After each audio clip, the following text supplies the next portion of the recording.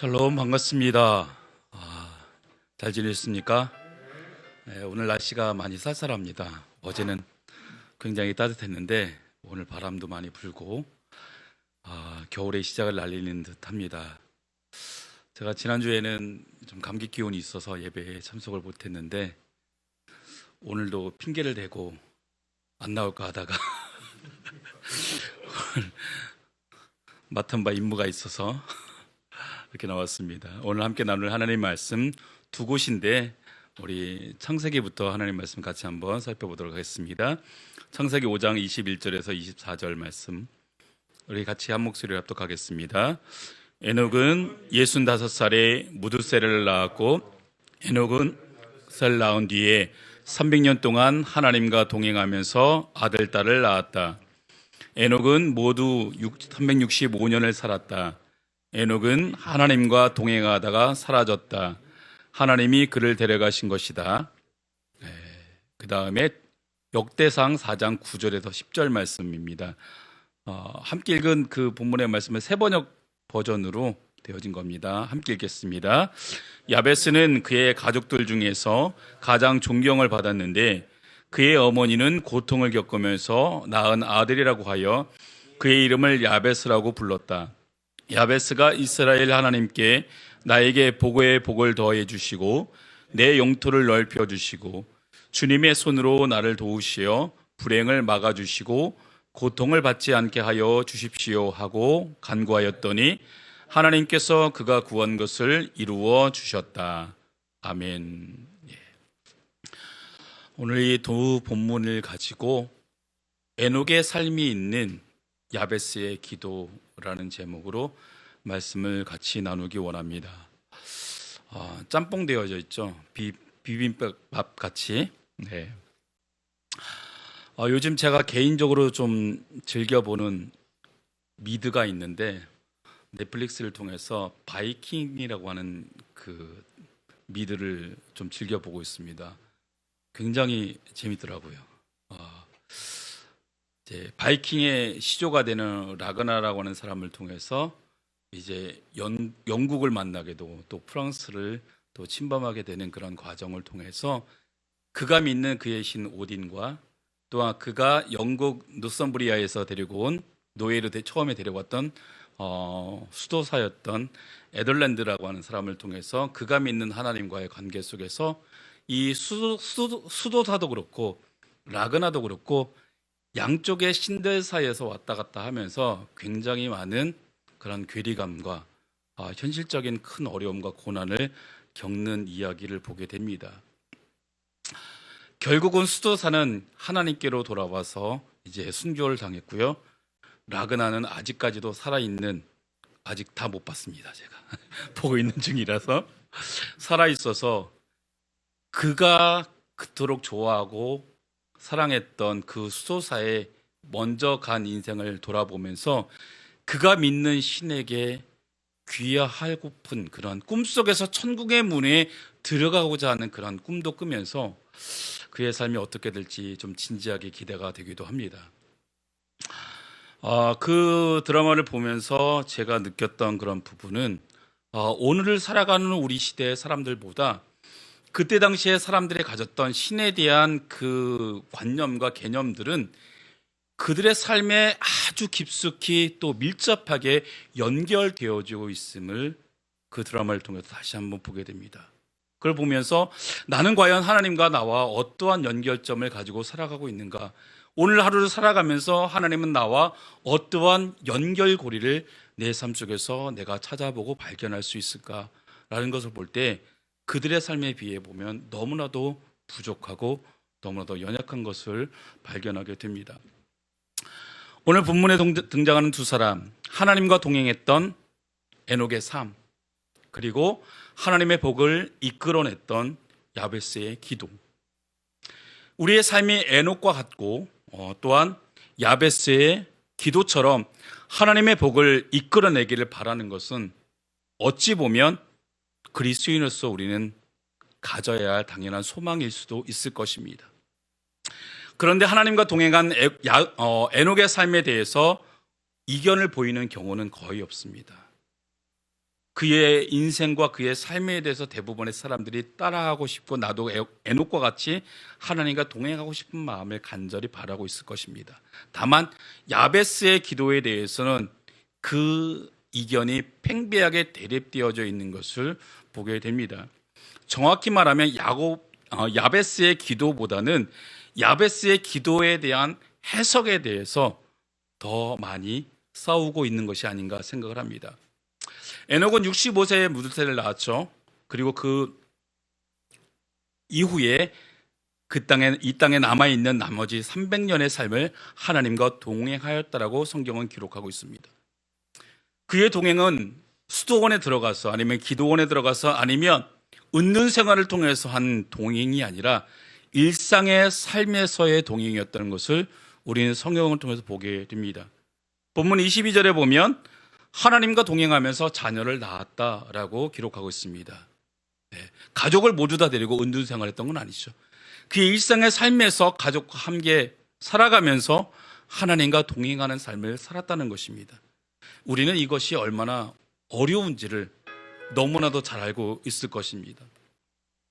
왜냐하면 우리도 너무 쉽게 해하지 못하는 일이기 때문에 간절히 바라고 소망하면서도 우리가 하나님과 동행하는 것이 얼마나 어려운 삶인지를 우리는 너무나도 많이 경험을 했기 때문에 잘 알고 있을 것입니다. 그렇게 300년을 하나님과 동행하며 살다가 하나님이 그를 데려가셨기에 이 땅에 보이지 않았다라고 성경은 기록하고 있습니다. 그가 하나님과 동행하는 삶이 도대체 어떠하였기에 하나님은 그를 그냥 데려가셨을까요? 죽음이라고 하는 커다란 장벽을 허물어뜨리고 그의 삶을 송두리째 하늘나라로 옮겨주셨을까요? 굉장히 궁금한 부분이 아닌가 생각합니다. 야베스의 기도문이 주의 기도문 이상으로 뜨게 된 이유는 그 기도를 해석해서 내놓은 책 때문일 것입니다. 그 책을 저는 솔직히 읽어보지는 않았지만 요약된 내용과 서평들을 살펴보면 다툼의 여지가 있음을 충분히 보게 됩니다.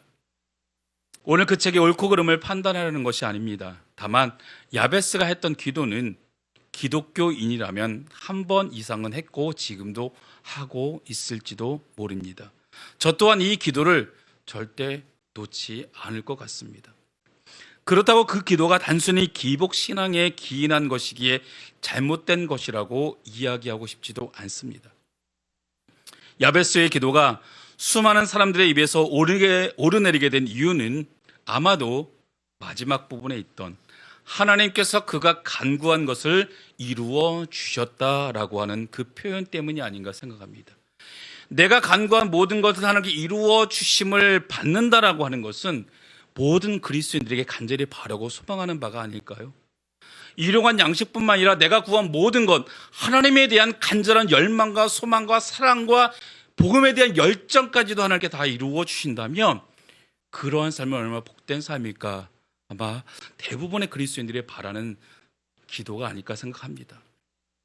하나님께서 이루어 주셨기에 야베스의 기도와 같이 기도하면 나도 응답받을 수 있다는 그러한 기대감을 가지고 그의 기도를 따라서 함께 읊으며 기도문을 따라서 기도했던 그런 많은 그리스도인들이 있을 것입니다. 야베스의 기도에서 눈에 보이는 달콤한 마시멜로에 모든 시선이 집중되어져서 고통을 극복해 나가는 그의 삶의 과정을 단 몇 번의 기도로 너무 쉽게 해결할 수 있다는 식으로 해석했기 때문에 다툼의 여지가 지금도 있는 것을 보게 됩니다. 이것은 제가 볼 때 기독교가 자본주의라고 하는 기계에 들어가서 재생산되면서 만들어진 심각한 부작용이 아닌가 생각이 되어집니다. 이 두 이야기가 현재 우리의 삶에서 나타난 것이었다면 아마도 매스컴에서 대서특필되어지지 않았을까 생각합니다. 그리고 수많은 사람들이 그것을 접하면서 엄청난 댓글을 달았겠죠.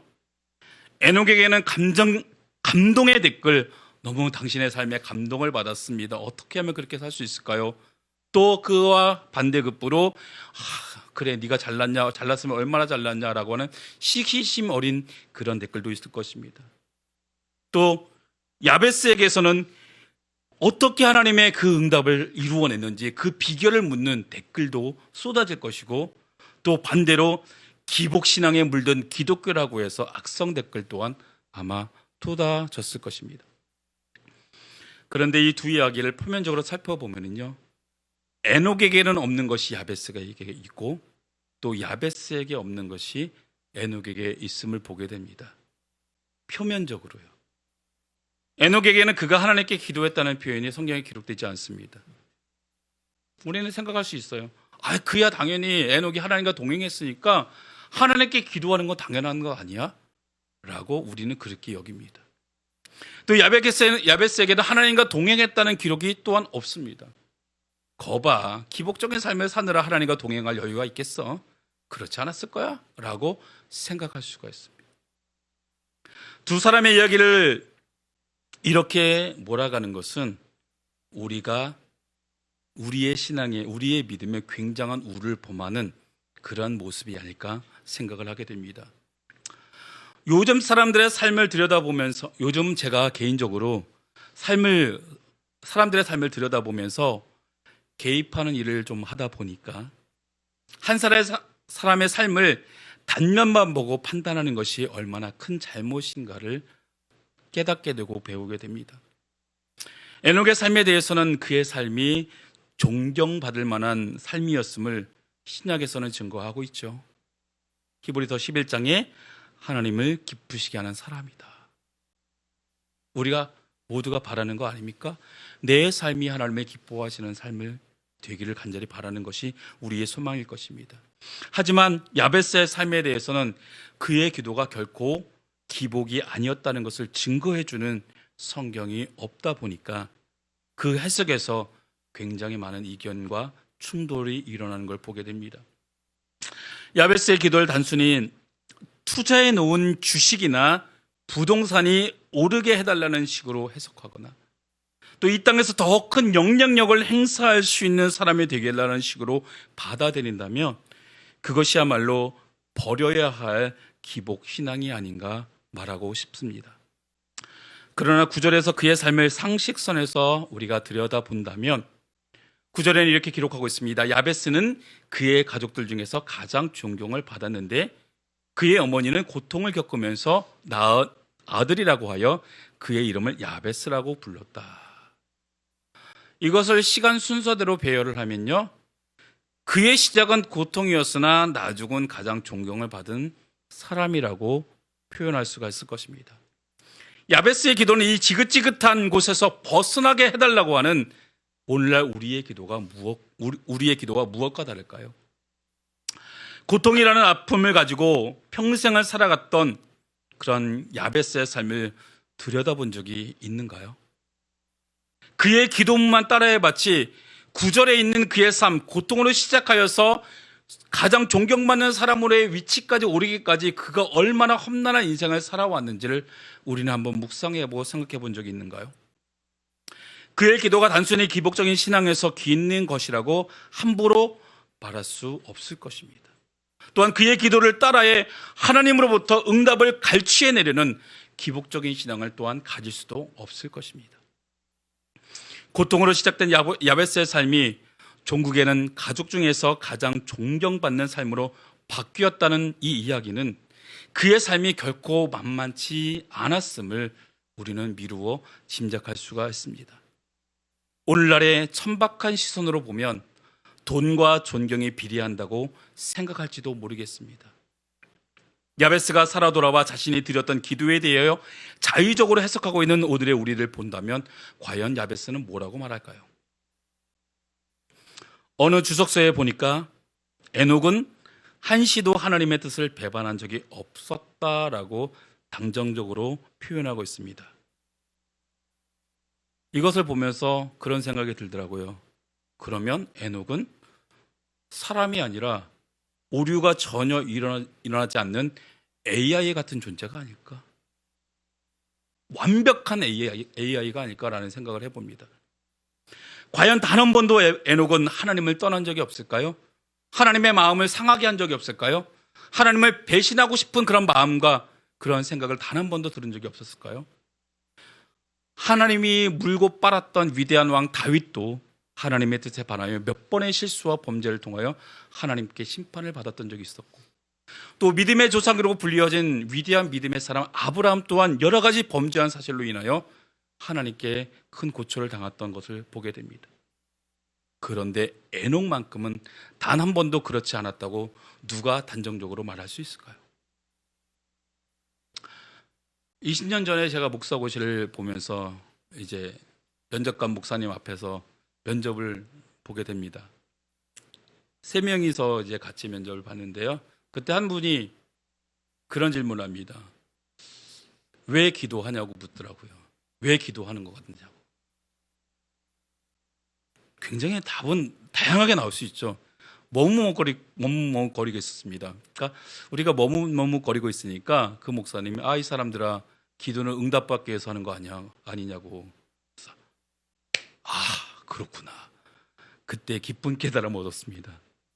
근데 살아오면서 또 최근에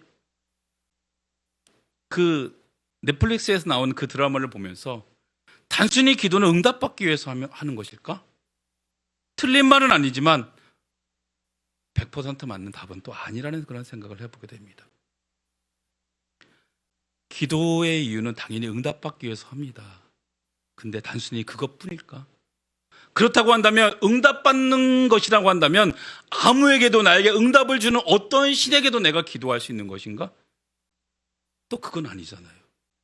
내가 믿는 신, 우리 그리스도인들은 삼위 하나님께 우리가 기도합니다. 예수님의 이름으로, 하나님의 이름으로, 예수님의 이름으로 기도합니다. 그러나 또 다른 신을 믿는 사람은 그들의 신들에게 위해 기도합니다. 그래서 그냥 특별하게 믿는 신이 없는 사람은 온갖 신을 다 갖다 놓죠. 하나님, 부처님, 신령님 나를 도와달라고 그렇게 기도하기도 하죠. 근데 가만히 생각해 보니까 우리는 기도하는데 그 기도의 내용보다 더 중요한 것은 기도의 대상이 아닌가 생각을 합니다. 근데 우리는 기도할 때 기도의 대상보다는 기도의 내용을 더 중시 여기고 거기에 더 초점을 맞추고 있다라는 생각이 듭니다. 우리의 기도의 내용보다 우리가 기도드리는 그 대상, 우리의 기도를 응답해 주실 수 있는 그 대상에게 내가 당신에게 귀속되어져 있음을 고백하는 것이 기도가 아닌가 우리가 생각할 수가 있지 않을까 생각합니다. 예를 들면요, 하나님, 나는 당신의 백성입니다. 그러니까 내가 기도한 대로 응답해 주세요 라고 하는 기도와, 하나님, 나의 기도가 하나님의 뜻과 달라서 응답되지 않아도 나는 하나님께 기도를 드립니다. 왜냐고요? 나는 당신의 백성이기 때문입니다.